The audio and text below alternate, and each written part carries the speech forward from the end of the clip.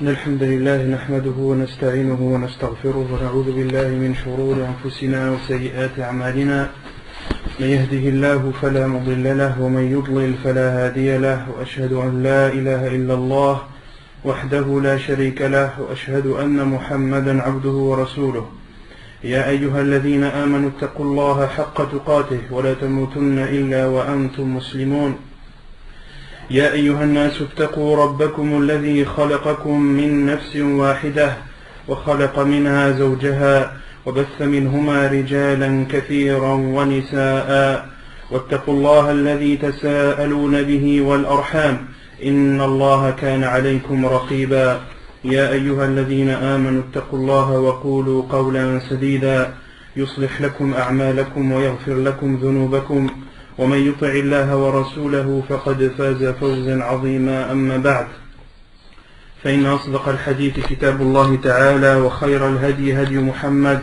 صلى الله عليه وسلم وشر الأمور محدثاتها وكل محدثة بدعة وكل بدعة ضلالة وكل ضلالة في النار أما بعد. Donc Inch'Allah wa tabaraka wa ta'ala, aujourd'hui nous commençons un autre livre.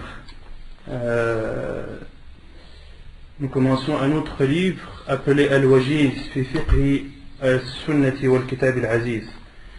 Donc la semaine dernière on avait commencé un livre Al-Mawsu'at al-fiqhi al-muyassara, mais j'ai trouvé ce livre Al-Wajiz, celui qu'on va commencer réellement, plus simple et plus facile à comprendre.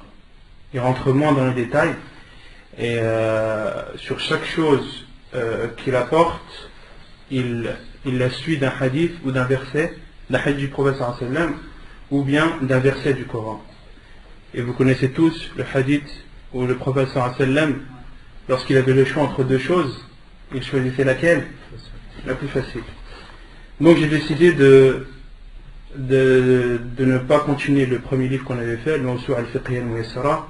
Non pas parce que c'est un livre qui n'est pas bien, au contraire c'est un livre qui est bien, alhamdoulilah, mais il rentre un peu trop dans les détails et c'est un niveau qui est un peu supérieur au nôtre. Et donc on doit se contenter de notre niveau et d'apprendre selon nos capacités.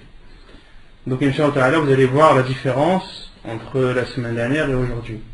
Je vous laisse la découvrir par vous-même. Donc ce livre est un livre appelé Al-Wajiz fi fiqhi al-sunnati wal-kitab al-aziz. Son auteur est Abdul Azim ibn Badawi al-Khilafi. Donc c'est un livre qui est connu des savants pour sa simplicité et aussi pour le fait qu'il apporte les preuves de tout ce qu'il amène. Et il cite la plupart des hadiths, il cite l'authenticité du hadith, de même que ceux qui l'ont rapporté, et il puise beaucoup des livres de Cheikh Al-Albani rahimahullah. Tous les hadiths qu'il a cités quasiment, il y a les références des livres de Cheikh Al-Albani rahimahullah. نبدأ بإذن الله تبارك وتعالى. قال المؤلف عبد العظيم ابن بدوي الخلفي: الطهارة لغة النظافة والنزاهة من الأحداث، واصطلاحا رفع الحدث وإزالة النجاسة. Donc nous commençons le livre de la purification. On en avait parlé un peu la semaine dernière quand on avait commencé l'autre livre, que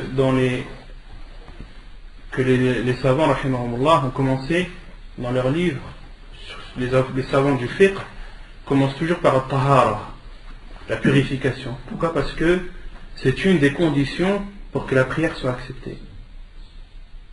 Une prière n'est pas acceptée sans purification.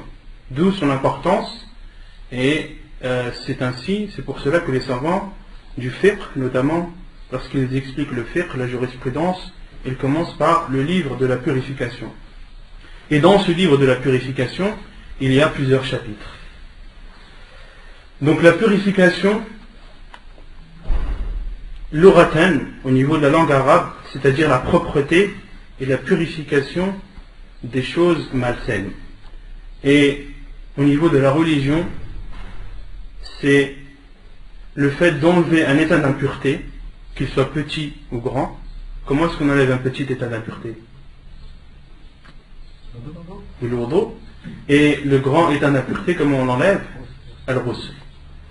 Et également, dans la religion, at-tahara, ça veut dire aussi nettoyer une saleté, une chose qui n'est pas propre. Donc ça c'est le livre, le premier livre, le livre de la purification. Ensuite, le cheikh commence les chapitres. Le premier chapitre, Babul Miyah. Donc là ce sera un petit rappel de ce qu'on a dit la semaine dernière. Babul Miyah, le chapitre des eaux. Babul Miyah, kullu ma'in nazala min as-sama' aw kharaja min al-ardi fahuwa tahur. Toute eau qui descend des cieux ou qui sort de la terre est pure. C'est une règle. لقول الله تعالى وأنزلنا من السماء ماء طهورا. La preuve est le verset où Allah subhanahu wa ta'ala dit et nous avons fait descendre des cieux une eau pure. ولقول النبي صلى الله عليه وسلم في البحر هو الطهور ماؤه الحل ميتته. Et la preuve aussi est le hadith du prophète sallallahu alayhi wa sallam lorsqu'il parle de la mer ou de l'océan, il dit son eau est pure et ses bêtes mortes nous sont autorisées. Hadith rapporté dans Sahih ibn Majah de Sheikh al-Albani rahimahullah. C'est un hadith authentique. ولقوله صلى الله عليه وسلم في البئر إن الماء طهور لا ينجسه شيء.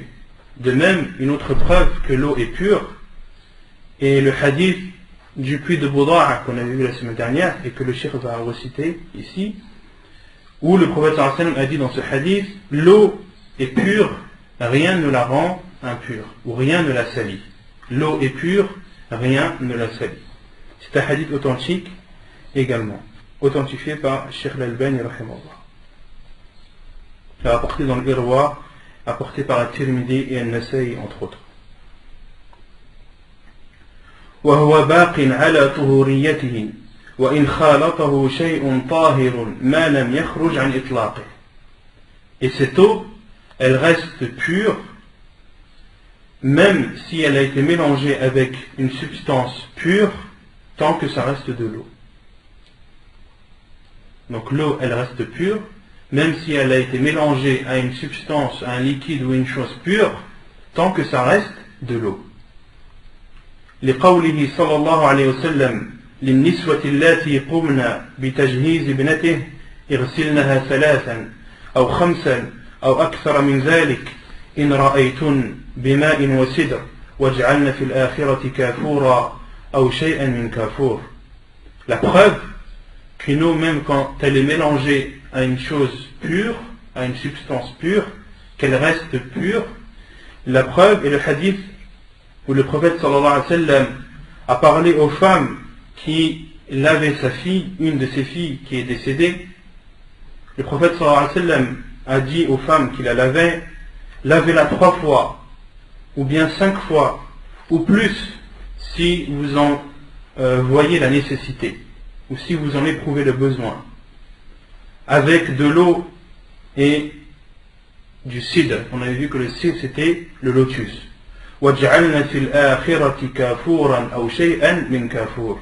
Et dans le dernier lavage, mélangez l'eau à du kafour. On avait vu que c'était un mélange de parfums, et en français je crois que ça s'appelle le camphor. Le camphor c'est connu. Le camphre, non, le camphre, le camphre connu en français. Et donc on déduit de ce hadith que le prophète sallallahu alayhi wa sallam a ordonné à ses femmes de mélanger l'eau à du camphre et à des feuilles de lotus, autrement dit des choses pures. Et le fait de mélanger l'eau avec une chose pure la rend pure. Quelle est la preuve qu'elle est pure? Parce que les femmes qui ont lavé la fille du prophète alayhi salatu wassalam ont utilisé cette eau pour laver sa fille, donc cette eau est bien pure. Non. Même si la couleur a changé. Même si la couleur a changé. Même si la couleur a changé, même si l'odeur a changé, même si le goût change, tant que ça reste de l'eau. Tant que ça reste de l'eau. ولا يحكم بنجاسة الماء وإن وقعت فيه نجاسة إلا إذا تغير بها. Et on ne juge une eau on juge qu'elle est impure uniquement lorsqu'elle a été introduite par une chose impure et que cette eau a été modifiée. Modifiée, c'est-à-dire que sa couleur a été modifiée, ou bien son goût a été modifié, ou bien son odeur. Si l'eau est modifiée par une chose impure, si son odeur est modifiée par une chose impure, si son goût est modifié par une chose impure, ou si sa couleur est modifiée par une chose impure, cette eau devient automatiquement impure. Et on avait cité la semaine dernière qu'il y avait l'unanimité des savants sur cela. Les savants sont unanimes sur le fait que l'eau, lorsqu'elle est modifiée par une chose impure, elle devient impure. Les hadiths Abi Sa'id قال قيل يا رسول الله أنا أتوضأ من بئر بضاعة وهي بئر يلقى فيها الحيض ولحوم الكلاب والنتن فقال عليه الصلاة والسلام الماء طهور لا ينجسه شيء. Et la preuve est le hadith d'Abi Sa'id al-Khudri radiyallahu anhu qui dit, il a été dit au prophète sallallahu alayhi wa sallam, pouvons-nous faire nos ablutions en utilisant l'eau du puits de Buda'ah? C'était un puits dans lequel étaient jetées des serviettes que les femmes utilisent pour nettoyer le sang des menstrues, de même qu'étaient jetés des cadavres de chiens et autres impuretés. Et le prophète alayhi salatu wassalam a répondu, l'eau est pure, rien ne la salit. Donc il y a plusieurs choses sur ce hadith qu'on avait vu la semaine dernière mais qu'on répète aujourd'hui. La première chose, c'est l'explication que les savants ont donnée sur le fait que ces impuretés soient arrivées dans ce puits de Buda'ah. On avait vu que les savants avaient expliqué qu'en aucun cas les compagnons du prophète alayhi sallam ne jetaient ces impuretés dans l'eau, dans ce puits, car ce sont les meilleurs gens de cette communauté et il est impensable et inconcevable qu'ils jettent des impuretés dans un puits que les gens utilisent, dont les gens utilisent son eau. Et les savants ont expliqué que ces impuretés sont arrivées par l'intermédiaire de torrents ou de fortes pluies qui ont amené toutes ces impuretés dans ce puits, qui ont atterri dans ce puits, qui ont fini leur route ou leur chemin dans ce puits. Et en aucun cas, ce sont les compagnons du prophète alayhi sallam qui y jetaient ces saletés. Et on pouvait comprendre de cela lorsque Abu Sa'id al-Khudri radiyallahu anhu dit c'était un puits dans lequel était jeté. Dans lequel était jeté ne voulait pas dire par là que les gens le jetaient directement. Il voulait dire par là dans lequel finissaient leur chemin ces impuretés. Donc première chose à éclaircir. Et la deuxième, le prophète sallallahu alayhi wa sallam dans ce hadith a dit l'eau est pure, rien ne la salit. C'est-à-dire l'eau, on avait vu la semaine dernière que Bi'r Buda'ah était un puits d'une grande contenance. Il contenait beaucoup d'eau. Et malgré ces impuretés qui étaient dedans, elle n'avait aucune influence sur cette eau, car elle était en grande quantité. Ni sa couleur n'a changé, ni son odeur, et ni son goût. Les savants ont déduit donc qu'une eau, lorsqu'elle est en grande quantité, et que des impuretés y sont contenues, mais que cette eau ne change pas, l'eau reste pure. La preuve, le prophète a répondu aux compagnons que cette eau est pure, et leur a autorisé de faire les ablutions avec. Et ce hadith est connu chez les savants sous le nom de hadith au Bi'r Buda'ah. Donc ça c'était le premier chapitre des eaux. Vous voyez la différence avec la semaine dernière. Là il y a beaucoup moins de détails, c'est beaucoup plus simple à comprendre et on en retient l'essentiel. الباب الثاني باب النجاسات. النجاسات جمع نجاسة وهي كل شيء يستقذره أهل الطبائع السليمة ويتحفظون عنه ويغسلون الثياب إذا أصابهم كالعذرة والبول. Donc le deuxième chapitre est le chapitre des impuretés. Donc nous sommes dans le livre de la purification, dans le deuxième chapitre qui est le chapitre des impuretés.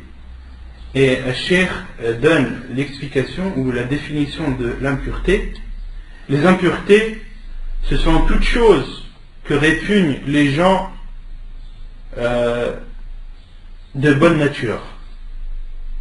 Toutes choses que les gens répugnent et dont les gens se protègent. Et également toutes choses qu'ils lavent lorsqu'elle atteint leurs vêtements, comme les excréments et l'urine. والأصل في الأشياء الإباحة والطهارة فمن زعم نجاسة عين ما فعليه بالدليل فإن نهض به فذلك وإن عجز عنه أو جاء بما لا تقوم به الحجة فالواجب علينا الوقوف على ما يقتضيه الأصل والبراءة لأن الحكم بالنجاسة حكم تكليفي تعم به البلوى فلا يحل إلا بعد قيام الحجة. Et la base dans toute chose est l'autorisation et la pureté. Ça c'est une règle que l'on doit bien comprendre et bien saisir. La base dans toute chose est l'autorisation. Mais les savants ont expliqué en disant toute chose autre que adoration. Toute chose autre qu'adoration, la base est l'autorisation. Et concernant les adorations, la base c'est que toute adoration est interdite jusqu'à la preuve du contraire. On n'a pas le droit de faire une adoration quelconque sans que l'on ait un dalil, sans qu'on ait une preuve, soit dans le Coran, soit dans la Sunna, ou soit dans les actes de nos pieux prédécesseurs. Une personne qui considère par exemple, ou qui prie par exemple après chaque prière 10 rak'at, et qui donc considère cela comme une adoration, qu'est-ce qu'on lui dit? On lui dit tu n'as pas le droit. Car la base dans toute adoration est l'abstention.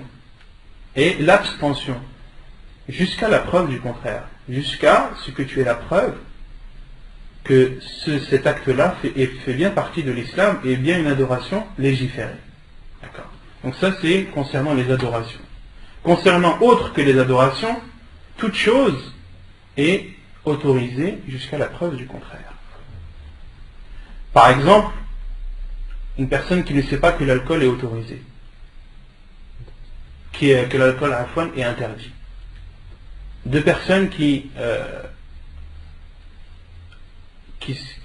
font un dialogue, qui font un débat sur l'alcool, est-il interdit ou non? Mais aucun d'eux n'a la preuve, n'a jamais entendu que l'islam interdisait l'alcool.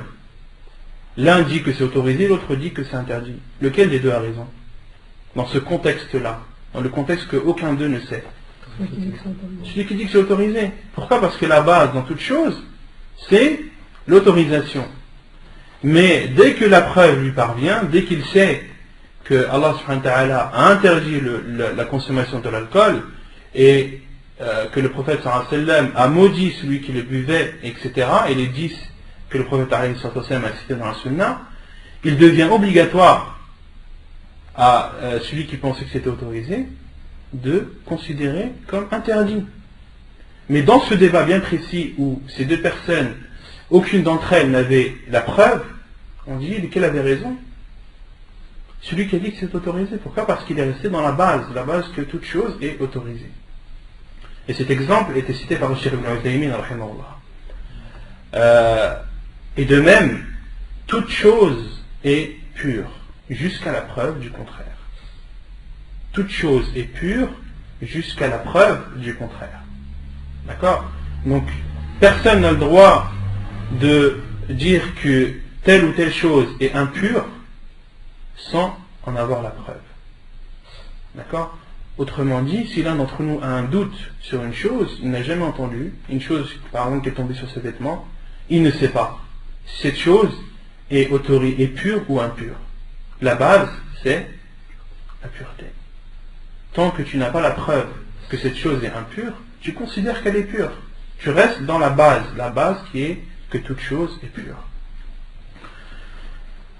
Donc c'est ce que le cheikh a dit, et celui qui considère une chose comme sale doit ramener la preuve. S'il la ramène, alhamdulillah, tant mieux, Et s'il ne peut pas, ou s'il ramène une preuve qui est confuse et qui n'est pas claire, nous devons retourner à la base qui est la pureté. Car de rendre une chose impure, c'est un jugement que tu imposes et que tout le monde doit subir.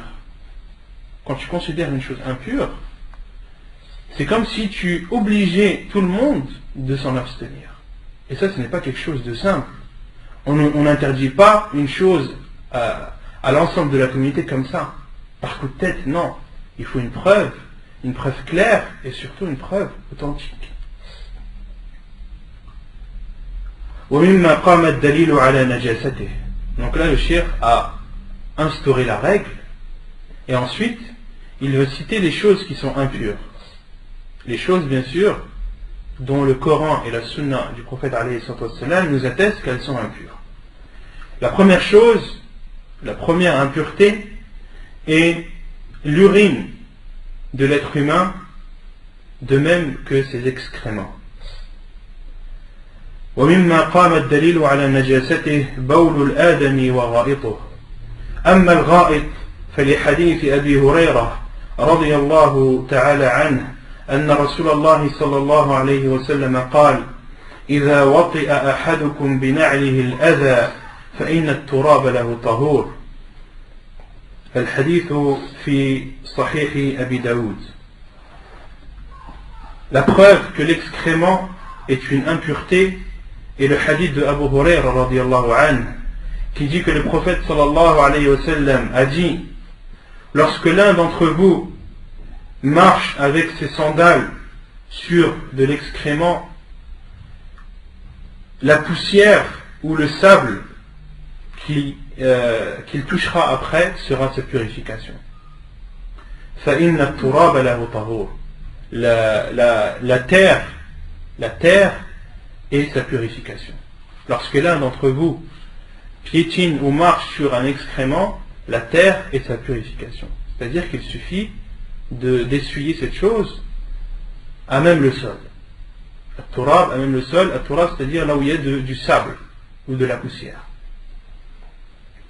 والأذى كل ما تأذيت به من النجاسة والقذر والحجر والشوك وغير ذلك. Et l'adha en arabe, en général, ça signifie tout ce qui fait mal, tout ce qui offense, comme saleté, comme pierre, ou comme épine, ou autre chose. والمراد به في الحديث النجاسة كما هو واضح. Mais le terme adha qui a été cité dans ce hadith, il veut dire l'impureté, il veut dire les excréments, comme ceci est clair. وأما البول فلحديث أنس أن أعرابيا بال في المسجد فقام إليه بعض القوم فقال رسول الله صلى الله عليه وسلم: دعوه ولا تزرموه. قال: فلما فرغ دعا بدول من ماء فصبه عليه. الحديث متفق عليه. Et la preuve que l'urine de l'être humain est une impureté est le hadith de Anas radiyallahu anhu, qui rapporte qu'un bédouin avait uriné au temps du prophète alayhi salatu wassalam, avait uriné dans la mosquée.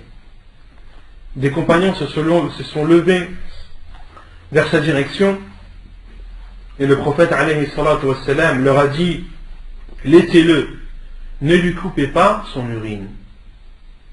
Qala, Anas dit, et lorsqu'il a fini d'uriner, lorsque le bédouin a fini d'uriner, le prophète sallallahu alayhi wa sallam a demandé qu'on apporte un seau d'eau ou un récipient d'eau et qu'on le verse sur son urine. Hadith apporté par Al-Bukhari et Muslim. Et dans une autre version, le bédouin était étonné de la réaction du prophète alayhi sallam, de sa gentillesse et de sa douceur, et il a dit sa parole qui est connue et qui est réputée. Il a dit: Allahumma irhamni wa Muhammadan wa la tarham ma'ana ahada. Il a dit, après que le prophète alayhi sallam a réagi de cette sorte, il a dit, le bédouin: oh Allah, rentre-moi dans ta miséricorde, moi et Muhammad, et ne rentre personne d'autre avec nous. ولا ترحم معنا أحدا. Et le prophète alayhi sallam lui a répondu لقد ضيقت واسعا. Le prophète alayhi sallam lui a dit tu as rétréci une chose immense qui est la miséricorde d'Allah. La miséricorde d'Allah est immense. Allah dit dans le Coran wa rahmati wasi'at kulla shay. Et ma miséricorde est plus vaste que toute chose. Et lorsque ce bédouin a dit cette parole, oh Allah, rentre-moi dans ta miséricorde, moi et Muhammad et ne rend personne à part nous, le prophète a dit tu as rétréci une chose qui est immense. Et ce hadith est clair dans la preuve que l'urine de l'être humain est une impureté. Pourquoi? Car le prophète a ordonné qu'on apporte un seau d'eau et qu'on asperge l'urine de cette eau pour purifier cet endroit. Le hadith est rapporté par Al-Bukhari et Muslim. ومما قام الدليل على نجاسته أيضا المذي والودي. أما المذي فهو ماء أبيض رقيق لزج يخرج عند شهوة لا بشهوة ولا دفق ولا يعقبه فطور وربما لا يحس بخروجه ويكون ذلك للرجل والمرأة.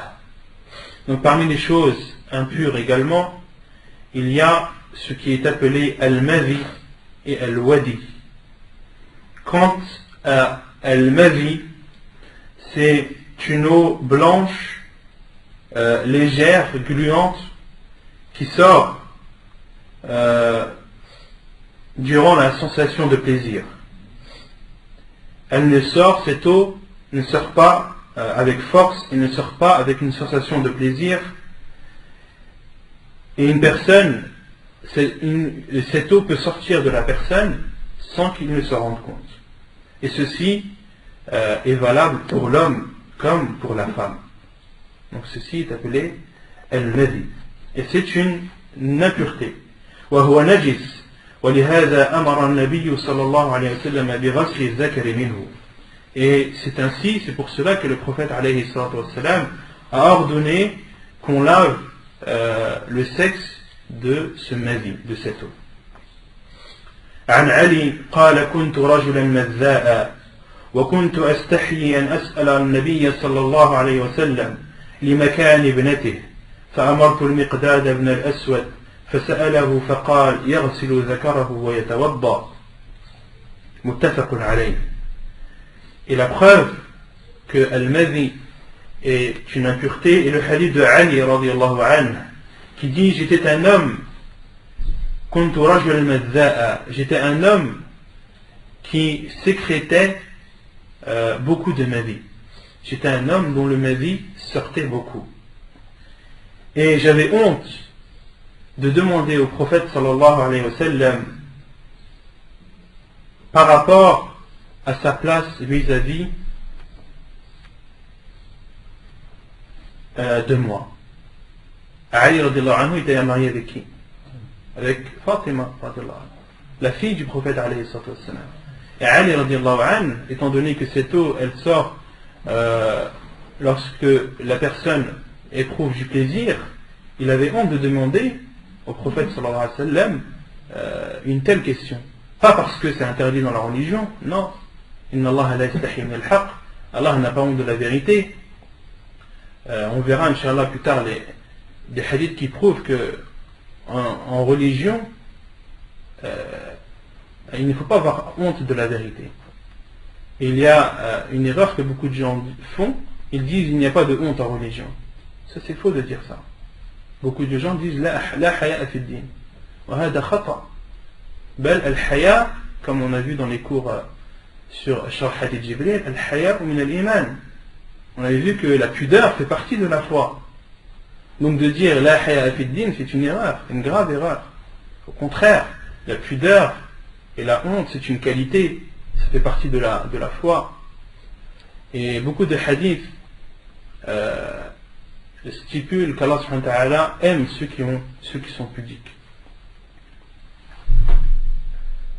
Donc, Ali radiallahu anhu il avait honte de demander au prophète alayhi salam cette question, non pas parce que c'est une honte dans la religion, ou que la honte dans la religion est répugnante, non, mais car le prophète alayhi salam était le père de sa fille. فأمرت المقداد بن الأسود فسأله. Et il a alors demandé à un autre compagnon, Al-Miqdad ibn al-Aswad, radiyallahu anhu, qui a demandé au prophète sallallahu alayhi wa sallam et qui lui a posé la question sur un homme qui a sécrété du mazi. Le prophète sallallahu alayhi wa sallam lui a répondu qu'il lave son sexe et qu'il fasse ses ablutions. Qu'il lave son sexe et qu'il fasse ses ablutions. Et dans une autre version, le prophète sallallahu alayhi wa sallam a dit qu'il lave son sexe et ses testicules, et ses deux testicules. Dans un hadith authentique également, le prophète sallallahu alayhi wa sallam a dit de laver le sexe et les testicules. Et beaucoup de savants sont de cet avis que la personne qui a sécrété du mazi doit laver son sexe et ses testicules. وأما الودي فهو ماء أبيض سخين يخرج بعد البول. Et quant au wadi, c'est une eau blanche, épaisse, qui sort après l'urine. Ça c'est concernant l'homme et non la femme. Donc certains hommes, ça arrive souvent, cette eau blanche, épaisse, sort après l'urine. Cette eau est impure. وهو نجس. عن ابن عباس قال المني والودي والمذي أما المني فهو الذي منه الغسل وأما الودي والمذي فقال اغسل ذكرك أو مذاكيرك وتوضأ وضوءك للصلاة.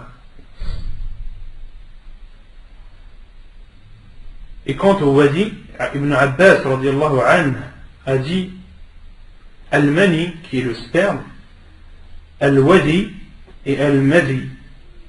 Quant à Al-Mani, qui est le sperme, c'est cette substance qui oblige de faire le grand lavage, qui oblige de faire Al-Ghusl.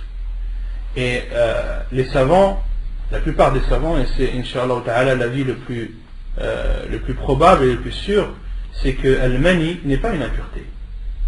Et on verra ça Inch'Allah dans la suite. Al-Mani, le sperme, les savants, la plupart des savants disent que le sperme n'est pas impur, il est pur. Lorsqu'il sort avec éjaculation et avec sensation de plaisir, il oblige la personne à faire un grand lavage. Et lorsqu'il sort sans sensation de plaisir, il n'oblige pas le grand lavage.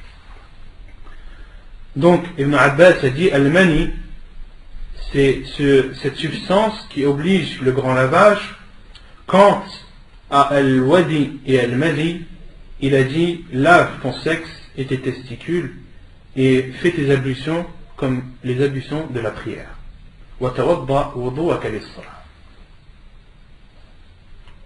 C'est bon? Vous avez saisi? Alors retenez bien tout ça parce qu'il y en a plein, je vois, ils n'écrivent pas. Et dans le fiqh, vous savez très bien que les cours en français déjà sont rares, et les cours de fiqh encore moins. Donc c'est une occasion qu'il ne faut pas rater. Et une chose que vous apprenez aujourd'hui, vous allez la retenir, mais dans une semaine ou deux, dans un mois ou deux, qui vous dit que ces choses ne vont pas sortir de votre esprit et les oublier. C'est pour ça que les savants conseillaient d'enregistrer la science par l'écriture. D'enregistrer la science par l'écriture.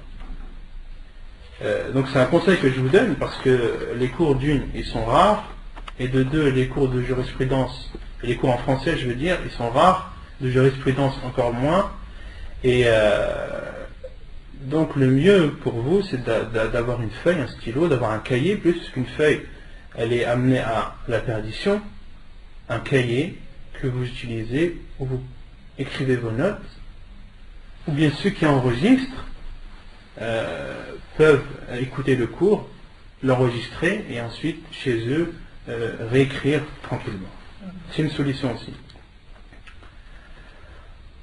ومما قام الدليل على نجاسته أيضا روث ما لا يؤكل لحمه Et parmi les impuretés également, les excréments des animaux dont la consommation est interdite.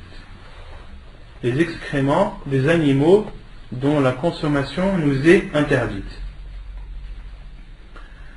عن عبد الله قال أراد النبي صلى الله عليه وسلم أن يتبرز أي أن يقضي حاجته فقال ائتني بثلاثة أحجار فوجدت له حجرين وروثة حمار فأمسك الحجرين وطرح الروثة وقال هي رجس. الحديث في صحيح ابن ماجه وهو صحيح.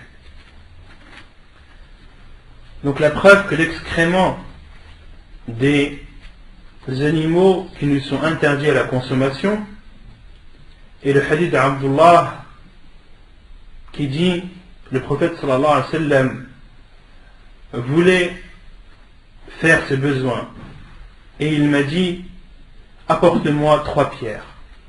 3 pierres pour faire al-istijmar. Al-istijmar, c'est le fait de se nettoyer avec des pierres.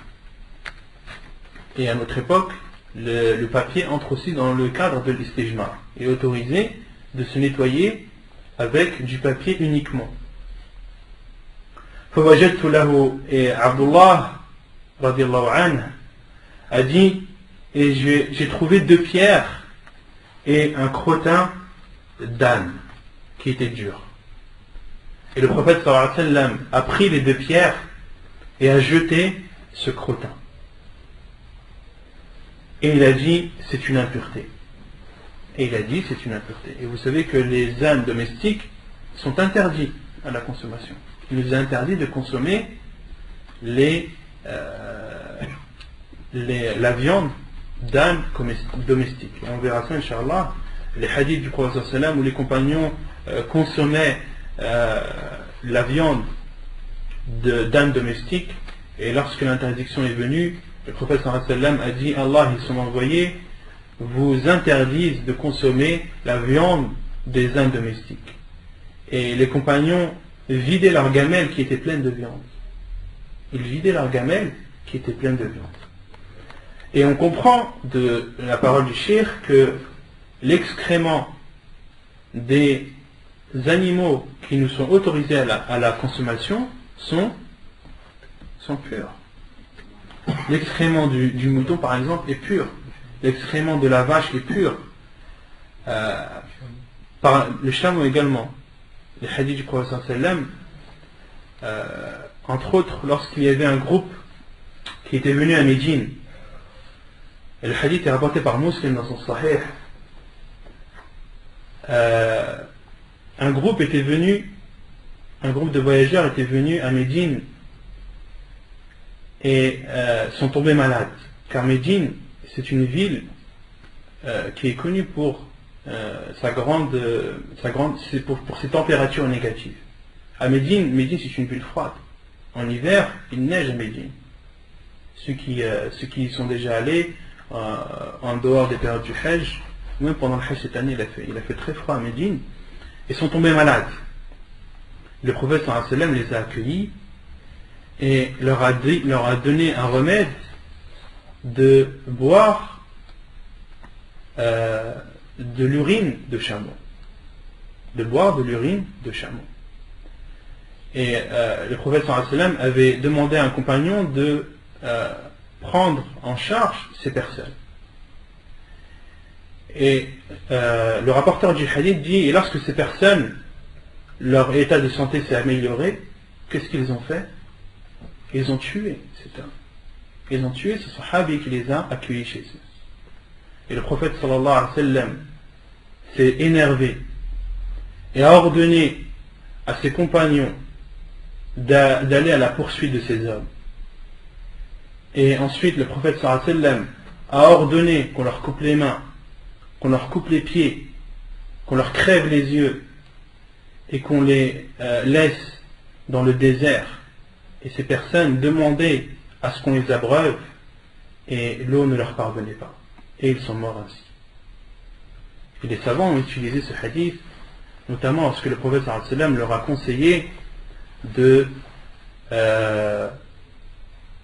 consommer ou de mélanger l'urine avec de l'eau ou du lait. Je ne me rappelle plus exactement dans le hadith ce qui était stipulé, est-ce que c'était de l'eau ou du lait. Le prophète sallallahu alayhi wa sallam leur avait conseillé de mélanger l'urine de chameau. Donc l'urine de chameau est pure, car une chose impure on n'a pas le droit de la consommer, d'accord. Et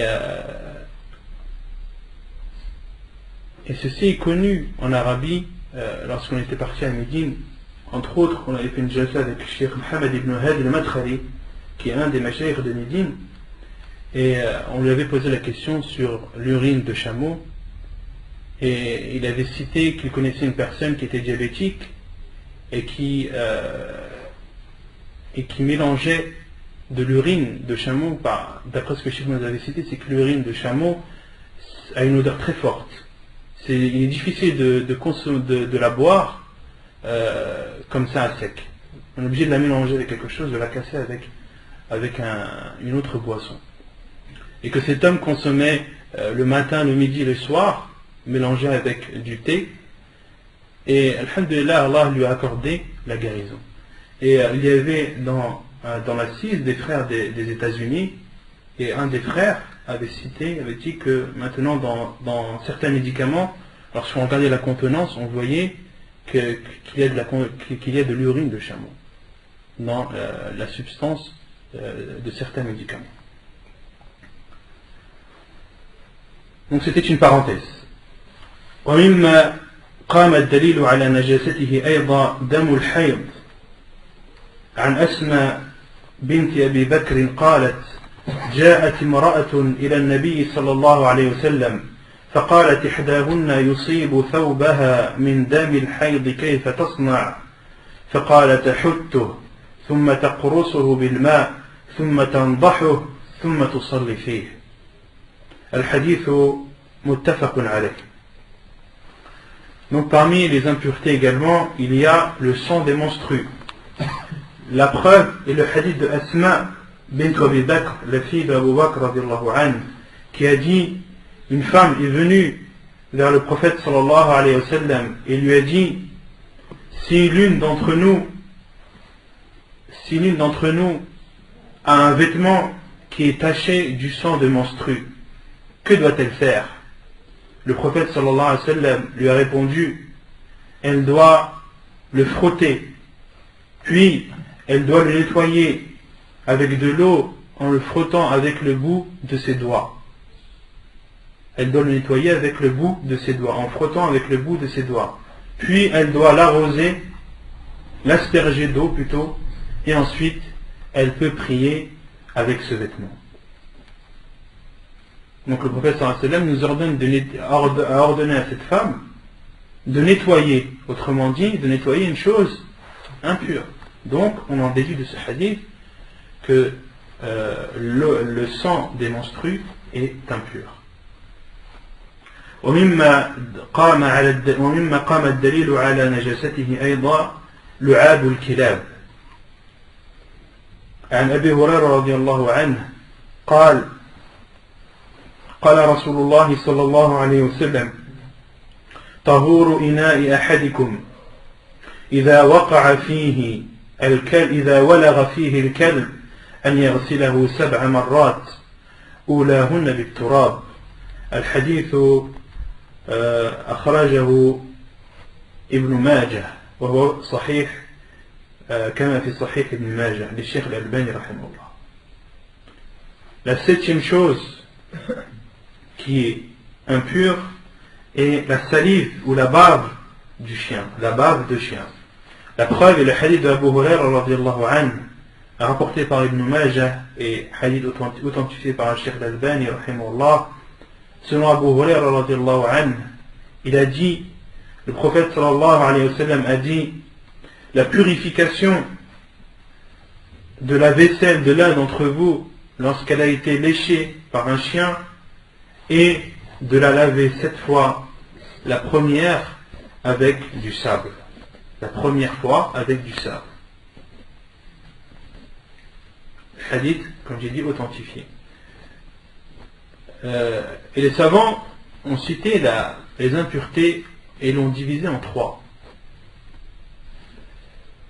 Ils ont dit il y a une grande impureté, al-najasa al-mughallada, les grosses impuretés, il y a l'impureté normale, il y a l'impureté légère. Parmi les impuretés, les grosses impuretés, il y a la salive ou la bave de chien. Pourquoi? Parce que le prophète sallallahu alayhi wa sallam nous a ordonné, lorsqu'un chien lèche la vaisselle, de laver cette vaisselle 7 fois. Et la première, de l'essuyer avec du sable. Les savants disent pourquoi? Car c'est une grosse impureté. Il y a l'impureté normale, comme par exemple damul hayd, le sang des menstrues. Le hadith, on l'a cité, c'est de le laver avec de l'eau et de frotter. Et il y a l'impureté légère qui est par exemple al-madi. On verra dans la suite du livre que al-madi est une impureté légère. Pourquoi? Car le prophète sallallahu alayhi wa sallam, pour purifier un vêtement du madi ou du wadi, il suffit uniquement d'asperger le vêtement d'eau et de voir que al-madi a bien été atteint par l'eau, sans frotter. Asperger suffit uniquement. Donc parmi les savants qui ont séparé ou qui ont fait cette division, Cheikh Ibn al-Uthaymin dit al-najasa est de 3 sortes: la grosse, la normale, la grosse impureté, l'impureté normale et l'impureté légère. ومما قام الدليل على نجاسته أيضا الميتة وهي ما مات حتف أنفه من غير ذكاة شرعية. La 8e chose, donc pour récapituler, donc là on en est à la 8e chose impure, qui est la bête morte. Donc on a vu la première chose impure est l'urine, la deuxième l'excrément, la troisième al-madi, la quatrième al-wadi, la cinquième l'excrément des animaux qui nous sont interdits à la consommation, la sixième le sang des menstrues, la septième la bave de chien, et la 8e que l'on va expliquer maintenant est la bête morte. Et une bête morte, c'est toute bête qui est morte de mort naturelle sans qu'elle ne soit tuée d'une façon juridique, c'est-à-dire sans qu'elle n'ait été chassée ou sans qu'elle n'ait été égorgée. D'accord? Donc une bête qui meurt de mort naturelle sans être chassée, sans qu'elle n'ait été tuée par la chasse ou qu'elle n'ait été égorgée, c'est une bête morte. Et la bête morte est impure. La preuve, والدليل على نجاستها على نجاسة الميتة قال المؤلف لقوله صلى الله عليه وسلم إذا دبغ الإهاب فقد طهر والإهاب جلد الميتة. La preuve est le hadith du prophète alayhi salatu wassalam, hadith rapporté par Ibn Majah et Abu Daoud et authentifié par Cheikh al-Albani rahimahullah, où le prophète sallallahu alayhi wa sallam dit: lorsque la peau de la bête morte est tannée, elle devient pure. Lorsque la peau de la bête morte est tannée, elle devient pure. Autrement dit, lorsqu'elle n'est pas tannée, elle est impure. La condition pour que la peau d'une bête morte soit pure, c'est qu'elle soit tannée. Tanner, le tannage, c'est un processus. En fait, c'est connu, c'est un métier en lui-même, le tannage, mais c'est beaucoup utilisé dans les pays du Maghreb et autres. Tanner une peau, c'est tout d'abord la laver. Bien, le tannage, en général, le tannage d'une peau, ça dure à peu près un mois et demi. Donc la peau, il faut déjà la laver. Il faut la tremper dans l'eau. En général, le maralébat, il la met dans de l'eau et du sel. il trempe la peau de mouton dans de l'eau et du sel pour la nettoyer. Il la laisse en général à peu près une semaine à deux. Ensuite, lorsque la peau est lavée, elle est séchée. Elle est séchée. Et lorsqu'elle est séchée, elle est râpée. À l'intérieur de la peau, lorsqu'il est sec, le tanner, parmi les processus du tannage, c'est aussi de râper cette peau, de la frotter, de la nettoyer, de la râper. Et c'est râpé par des feuilles, en général des feuilles qui sont contenues dans le gland, des pierres aussi, ça peut être tanné par une pierre. Le principal, c'est que cette peau soit frottée et nettoyée. Donc ça, c'est le tannage. Et la peau, lorsqu'elle est restée 2 semaines dans l'eau, lorsqu'elle était séchée, lorsqu'elle a été frottée, elle peut être que pure. Et à débat, c'est ça. Donc après, à notre époque, maintenant, il y a plusieurs processus de tannage, avec tannage industriel, etc. Mais je sais que les gens du Maghreb, les Marocains, etc., ils font beaucoup ça, le tannage au Maroc. Vous voyez les peaux de mouton que vous trouvez des fois dans les mosquées ou chez les gens, ce sont des peaux tannées. Quand vous voyez l'intérieur, c'est propre. C'est propre, c'est pur. D'accord. Donc c'est ça le tannage. Et le prophète alayhi sallam a dit la peau, lorsque la peau de la bête morte est tannée, elle est pure. Donc cela prouve l'impureté de la bête morte. Non. Pour les animaux de la mer en fait. Parce que tu as dit que les animaux de la mer. Cheikh il vient. ويستثنى من ذلك. Ce que tu dis là, le cheikh il a dit juste après. Et il est excepté de cela. ويستثنى من ذلك ميتة السمك والجراد لحديث ابن عمر رضي الله عنهما قال قال رسول الله صلى الله عليه وسلم وحلت لنا ميتتان ودمان أما الميتتان فالحوت والجراد وأما الدمان فالكبد والطحال. الحديث في صحيح ابن ماجه وهو حديث صحيح. Et il est excepté de cela, donc toute bête morte de mort naturelle sans avoir été tuée par chasse, sans avoir été chassée ou sans avoir été égorgée. Donc même la chasse, il faut connaître les conditions de la chasse, etc. On ne tue pas une bête comme ça dans la chasse. Il y a des conditions, Inch'Allah on verra ça plus tard. Donc il y a des exceptions plutôt. Parmi ces exceptions, les bêtes mortes de la mer et les criquets. Donc les bêtes mortes de la mer, les poissons morts que l'on retrouve, qui sont morts de mort naturelle, et les criquets. Ils nous sont autorisés. La preuve est le hadith d'Ibn Umar radiallahu anhuma a dit, le prophète sallallahu alayhi wa sallam a dit, il nous est rendu licite 2 bêtes mortes et 2 sortes de sang. Quant aux 2 bêtes mortes, ce sont les poissons et les criquets, et quant aux 2 sangs, c'est le foie et la rate. Donc dans ce hadith-là, on voit bien que le prophète a fait une exception concernant les bêtes mortes, et que les poissons et les criquets morts, de mort naturelle, nous sont autorisés à la consommation. De même que 2 sortes de sang. Parce qu'en fait, le foie et la rate c'est un organe qui est situé à côté de l'estomac. Il est situé en dessous de la côte gauche. Et c'est un organe, c'est du sang coagulé qui produit les globules rouges et les globules blancs pour le corps. Et le prophète sallallahu alayhi wa sallam nous a autorisé de consommer le sang, plutôt ces 2 sangs coagulés qui sont le foie et la rate.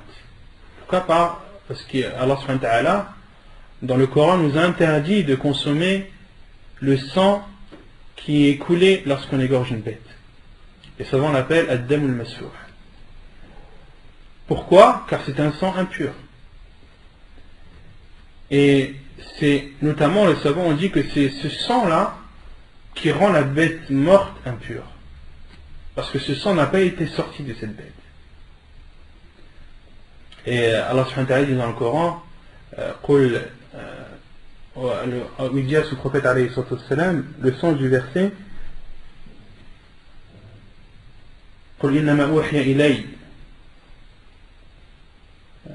j'ai oublié le verset, subhanallah.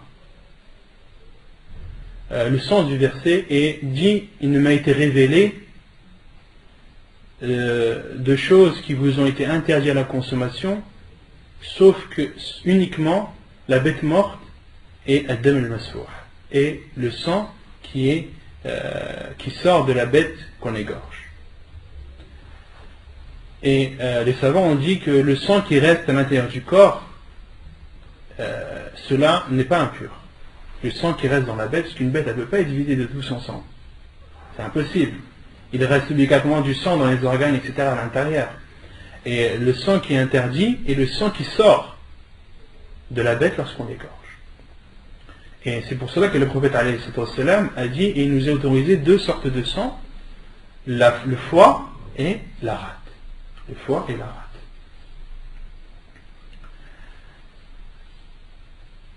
ويستثنى من ذلك أيضا ميتة ما لا دم له سائل كالذباب والنمل والنحل ونحو ذلك. Parmi les bêtes mortes également, les bêtes qui n'ont pas de sang qui circule, dans leur corps, comme les mouches, comme les fourmis, les abeilles et autres. La preuve, عن أبي هريرة رضي الله عنه أن رسول الله صلى الله عليه وسلم قال إذا وقع الذباب في إناء أحدكم فليغمصه كله ثم ليطرحه فإن في إحدى جناحين داء وفي الآخر دواء وفي الآخر شفاء. الحديث في سنن ابن ماجه وهو حديث صحيح. La preuve est le hadith d'Abu Hurayra radiallahu anhu qui dit que le prophète alayhi salatu wassalam a dit, lorsqu'une mouche tombe dans le récipient de l'un d'entre vous, qu'il la plonge entièrement, puis qu'il la retire et qu'il la jette, car il y a dans une de ses ailes la maladie et dans l'autre le remède. Car il y a dans une de ces maladies, dans une de ses ailes, dans une de ses ailes la maladie et dans l'autre le remède. Et le prophète alayhi salatu wassalam, lorsqu'il nous dit une chose, nous devons y croire. Le prophète sallallahu alayhi wa sallam, lorsqu'il dit une chose, elle ne peut être que vraie. Donc même si certains d'entre nous peuvent trouver ça bizarre ou étrange, un musulman non. Le prophète sallallahu alayhi wa sallam, parmi, comme on avait vu dans les cours précédents, de croire au prophète sallallahu alayhi wa sallam, c'est de croire en tout ce qu'il nous a informé. Donc le prophète sallallahu alayhi wa sallam nous a informé qu'une mouche, dans une de ses ailes, il y a la maladie et dans l'autre il y a le remède, c'est que c'est vrai.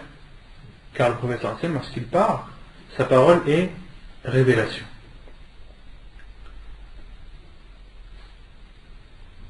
ويستثنى من ذلك عظم الميتة وقرنها وظفرها وشعرها وريشها كل ذلك طاهر وقوفا على الأصل وهو الطهارة. De même que les os des bêtes mortes, leurs cornes, leurs griffes, leurs poils, leurs plumes, tout ceci est pur. Et c'est pur pourquoi? En restant, on avait dit quoi la règle? En retournant à la règle qui est que toute chose est pure jusqu'à la preuve du contraire. Et également, le cheikh a cité une preuve rapportée par Al-Bukhari qui dit ولما رواه البخاري تعليقا قال الزهري في عظام الموتى نحو الفيل وغيره أدركت ناسا من سلف العلماء يتمشطون بها ويدهنون فيها أي كانوا يجعلون عظم الفيل إناء لا يرون به بأسا وقال حماد لا بأس بريش الميتة. Parmi les preuves également de la pureté des os, des cornes, des griffes, des poils et des plumes des bêtes mortes, et ce qui a été rapporté dans le Bukhari ta'liqan, Al-Zuhri a dit concernant les os des bêtes mortes comme l'éléphant par exemple et autres, j'ai rencontré des gens parmi les salafs, parmi les savants des salafs qui se peignaient avec, qui utilisaient les os d'éléphant comme des peignes. Et également ils utilisaient ces os comme des récipients où ils mettaient de l'huile qu'ils mettaient sur leur corps, de l'huile parfumée ou sur leur chevelure. La yarawna bihi ba'sa, et ils ne voyaient en cela aucun mal. Il a aussi cité وقال حماد, la parole de Hammad, لا بأس بريش الميتة, il n'y a aucun mal dans les plumes des bêtes mortes. Il n'y a aucun mal d'utiliser les plumes des bêtes mortes pour décoration ou autre chose. C'est bon, vous avez saisi? Des choses impures. قال المؤلف كيفية تطهير النجاسة. اعلم أن الشارع الذي عرفنا كون هذه العين نجسة أو متنجسة عرفنا أيضا كيفية تطهيرها. Donc ici le cheikh va expliquer les différentes façons de nettoyer l'impureté. Donc on a vu ce que sont les impuretés, on a cité les preuves, et maintenant on va voir comment nettoyer ces impuretés. Sache, le cheikh dit, sache que le législateur, qui est le législateur? Allah subhanahu wa ta'ala, qui nous a montré et qui nous a expliqué que telle ou telle chose est impure, il nous a également expliqué et montré comment les purifier. والواجب علينا اتباع قوله وامتثال أمره فما ورد فيه الغسل حتى لا يبقى منه لون ولا ريح ولا طعم كان ذلك هو تطهيره.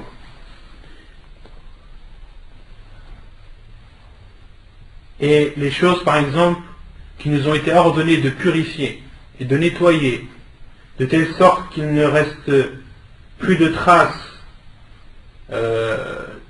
plus de couleur de cette impureté, plus d'odeur et plus de goût, cela devient alors sa façon de la purifier. Donc si le prophète sallam nous ordonne de laver une impureté à tel point, il nous dit que vous devez la laver, il ne doit rester aucune trace, que ce soit une odeur, une couleur ou un goût, il nous devient obligatoire de nettoyer de la façon bien précise que nous a montré le prophète sallallahu alayhi wa sallam. وما ورد فيه الصب أو الرش أو الرش أو الحت أو المسح على الأرض أو مجرد المشي في أرض طاهرة كان ذلك هو تطهيره. Et ce qui a été rapporté comme le fait d'asperger uniquement, ou d'arroser, ou de frotter, ou d'essuyer par terre, ou le simple fait de marcher, ce qui a été rapporté dans ces choses bien précises, ces seules choses suffisent. D'accord? Les impuretés dont le prophète alayhi sallam nous a montré, nous a expliqué que de la rendre pure, c'est uniquement par exemple de l'arroser suffit. D'accord? Les impuretés dont le prophète alayhi sallam nous a informé que le fait de marcher uniquement efface cette impureté et l'enlève, le fait de marcher suffit. D'accord? On n'est pas obligé de la laver. وَاعْلَمْ أَنَّ الْمَاءَ هُوَ الْأَصْلُ فِي تَطْهِيرِ النَّجَاسَاتِ. Et sache que l'eau est la base de la purification des impuretés. Donc, autrement dit, s'il y a une impureté dont aucun hadith du prophète nous montre comment la nettoyer, la base est de la nettoyer avec de l'eau. Car l'eau est pure. إذا علمت هذا فإليك ما جاء به الشرع في صفة تطهير الأعيان النجسة أو المتنجسة. Et lorsque, après avoir appris ces choses, voici maintenant les différentes façons de nettoyer les choses impures. أولا تطهير جلد الميتة بالدباغ. عن ابن عباس رضي الله عنهما قال: سمعت رسول الله صلى الله عليه وسلم يقول: أيما إهاب دبغ فقد طهر. أيما إهاب دبغ فقد طهر. والإهاب كما قلنا هو جلد الميتة. Donc la première sorte de nettoyage de l'impureté est le nettoyage de la peau de la bête morte par le tannage. Donc la peau d'une bête morte, comment est-ce qu'elle devient pure? Par le tannage. Est-ce que laver suffit? Non, il faut la tanner. La preuve est le hadith d'Ibn Abbas qu'on a cité précédemment, qui dit: j'ai entendu le prophète sallallahu alayhi wa sallam dire: toute peau de bête morte qui a été tannée est pure. Toute peau de bête morte qui a été tannée est pure. Et ici j'ai une petite remarque de passage, une parole du Cheikh Ibn Baz رحمه الله. مسألة قال الشيخ ابن باز رحمه الله: وأما جلد الخنزير والكلب ونحوهما مما لا يحل بالذكاة ففي طهارته بالدباغ خلاف بين أهل العلم، والأحوط ترك استعماله عملا بقول النبي صلى الله عليه وسلم: ومن اتقى الشبهات فقد استبرأ لدينه وعرضه. Donc, à titre d'information, le Cheikh Ibn Baz rahimahullah a dit: et quant à la peau de porc ou de chien ou autres bêtes qui nous sont interdites à la consommation, le fait qu'elles soient rendues pures par le tannage, les savants se sont divergés sur ce point. Les savants se sont divergés sur le fait que le tannage rend pure la peau de porc ou de chien, ou en général la peau de bêtes qui nous sont interdites à la consommation. Donc il y a une divergence. Et Cheikh Ibn Baz a dit: et le mieux, le plus prudent est de délaisser son utilisation, car le prophète sallallahu alayhi wa sallam a dit: وَمَنِ اتَّقَى الشُّبُهَاتِ فَقَدْ اسْتَبْرَأَ لِدِينِهِ وَعِرْضِهِ وَقَالَ دَعْ مَا يَرِيبُكَ إِلَى مَا لَا يَرِيبُكَ. Et le prophète alayhi wa sallam a dit: laisse ce qui te laisse un doute à ce qui ne te laisse pas de doute. Laisse ce qui te laisse un doute à ce qui ne te laisse pas de doute. Donc là c'était une petite remarque. ثانيا تطهير الإناء إذا ولغ فيه الكلب. عن أبي هريرة رضي الله عنه أن رسول الله صلى الله عليه وسلم قال: طهور إناء أحدكم إذا ولغ فيه الكلب أن يغسله 7 مرات أولاهن بالتراب. Donc le nettoyage de la vaisselle ou d'un récipient qui a été léché par un chien. Abu Huraira radiallahu anhu a dit que le prophète alayhi salatu wassalam a dit: la purification d'un récipient ou d'une vaisselle qui a été léchée par un chien est de la laver 7 fois, la première avec du sable. Donc là, c'est une façon bien précise de nettoyer la bave de chien. On ne nettoie pas la bave de chien comme ça. On nettoie comme le prophète alayhi salatu wassalam nous l'a enseigné. تطهير الثوب إذا أصابه دم الحيض. عن أسماء بنت أبي بكر رضي الله عنهما قالت: جاءت امرأة إلى النبي صلى الله عليه وسلم فقالت إحداهن: يصيب ثوبها من دم الحيضة كيف تصنع؟ قال: تحته ثم تقرصه بالماء ثم تنضحه ثم تصلي فيه. Donc la purification d'un vêtement qui a été atteint ou qui a été taché par du sang de menstru. La preuve est le hadith de Asma bint Abi Bakr radiallahu anhuma qui dit, une femme est venue vers le prophète sallallahu alayhi wa sallam et lui a dit, l'une d'entre nous, lorsque son vêtement est taché du sang de menstru, que doit-elle faire? Le prophète alayhi wa sallam lui a dit, elle doit le frotter, puis le nettoyer en frottant avec le bout de ses doigts, puis l'arroser et enfin prier avec. ثم قال الشيخ وإن بقي بعد ذلك أثره فلا بأس.